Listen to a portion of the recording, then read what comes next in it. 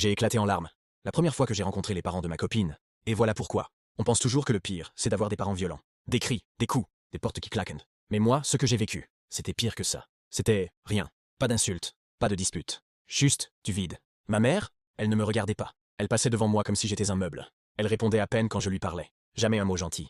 Jamais un regard. Rien. Mon père, toujours ailleurs. Travail, apéro, télé. Je crois qu'il ne m'a jamais posé une seule question sur ma vie. À l'école, on me trouvait calme. Mais j'étais pas calme.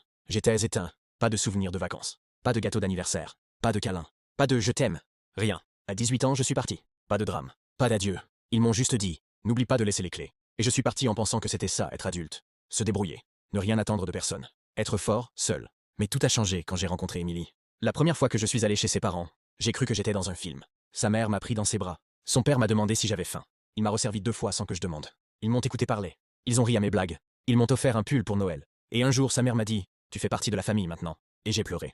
Vraiment. Sans pouvoir me retenir. Parce que c'était la première fois qu'on me disait ça. La première fois que je comprenais ce que ça voulait dire, avoir une famille. Pas des gens avec qui on partage une maison, mais des gens avec qui on partage la chaleur, le regard, la bienveillance. Et c'est là que j'ai compris. Mes parents n'ont pas raté quelque chose. Ils ont raté tout.